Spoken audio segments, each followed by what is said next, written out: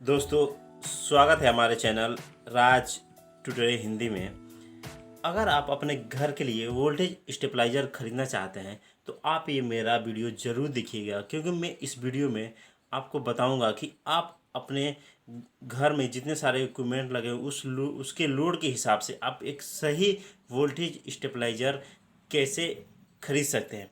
तो हम इसमें आपके घर में जितने सारे इक्विपमेंट लोड है उसके हिसाब से वोल्टेज स्टेबलाइजर का चयन करेंगे। अगर आप किसी स्पेसिफिक इक्विपमेंट के लिए जैसे टेलीविज़न, रेफ्रिजरेटर या एयर कंडीशनर के लिए भी वोल्टेज स्टेबलाइजर का चयन करना चाहते हैं तो वो भी इस वीडियो में आप सीख जाएंगे। तो चलिए फिर जानते हैं।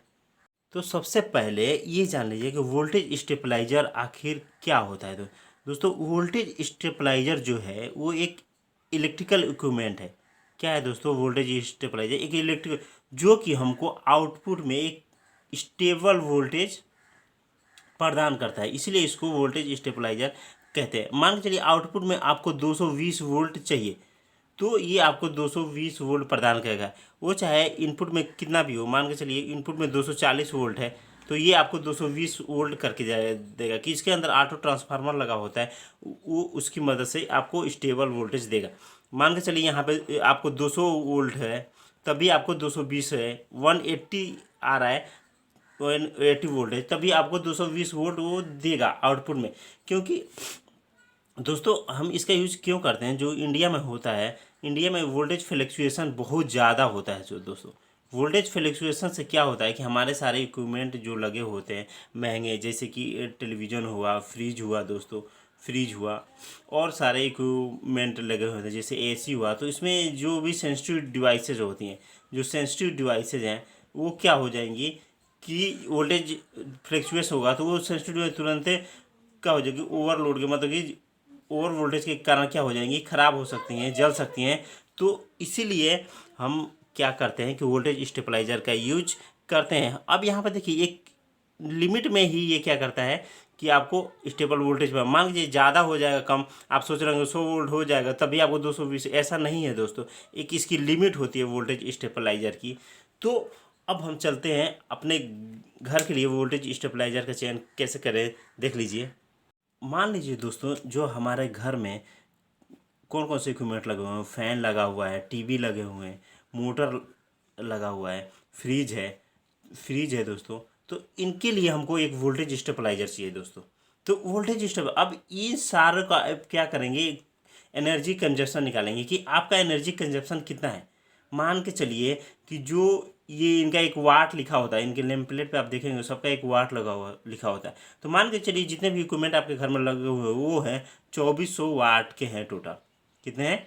2400 वाट के। तो 2400 वाट के इक्विपमेंट आपके घर में लगे हुए हैं। तो अब इस हिसाब से हम क्या करेंगे कि वोल्टेज स्टेबलाइजर का चयन करेंगे। अब वोल्टेज स्टेबलाइजर क्या होता है दोस्तों? उसकी जो रेटिंग होती है वो होती है केवीए में या वोल्ट एम्पियर में।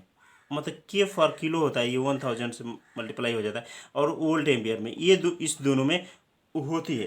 तो लेकिन हमको तो अभी वाट मालूम है, तो हमको अब इसको केवीए में कैसे मालूम करेंगे? तो एक फार्मूला होता है दोस्तों।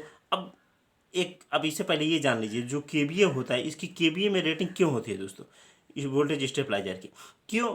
क्योंकि दोस्तों, आपको ये नहीं मालूम है, या कंपनी की जो बनाती है वोल्टेज स्टेबलाइजर उनको मालूम नहीं होता है कि हमारे जो आउटपुट में लोड होगा स्टेबलाइजर के, वो रजिस्टिव होगा या इंडक्टिव होगा या कैपेसिटी होगा।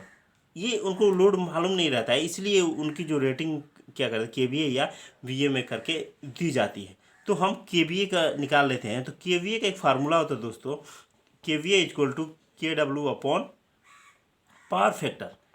अब के डब्ल्यू क्या है दोस्तों? किलोवाट। अब हमको तो वाट में है मालूम, 2400 वाट। तो अब देखिए, ये है 2400 वाट। अब इसको हम किलोवाट में डिवाइड कर, ये 1000 से डिवाइड कर दें तो ये हो जाएगा किलोवाट में, और ये हो जाए पावर फैक्टर। और पावर फैक्टर क्या होता है दोस्तों? पावर फैक्टर हमेशा किसी भी इक्विपमेंट में अगर नहीं मालूम है तो उसका एवरेज लेके 0.8 चलते हैं। तो 0.8 यहाँ पे हम ले लेते हैं। अब ये निकाल लीजिए। अब ये डिवाइड करेंगे तो आएगा 2.4 अपॉन 0.8। अब इसको डिवाइड करेंगे तो आएगा 3 के वी ए।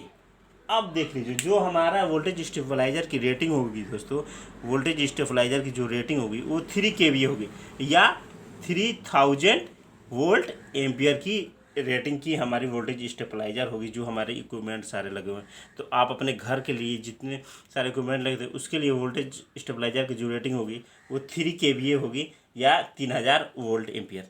तो ये एक तरीका है दोस्तों, आप इस तरीके को अपना के क्या कर सकते हैं, आप किसी स्पेसिफिक इक्विपमेंट के लिए भी क्या कर सकते हैं कि चयन कर सकते हैं। एसी के लिए, रेफ्रिजरेंट या टेलीविज़न के लिए भी आप कर सकते हैं वोल्टेज स्टेबलाइजर का चयन।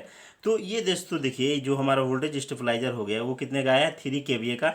आप मार्केट में जाके परचेस कर सकते हैं। तो एक ये बहुत ही सूटेबल वोल्टेज स्टेबलाइजर आपके घर के लिए हो जाएगा।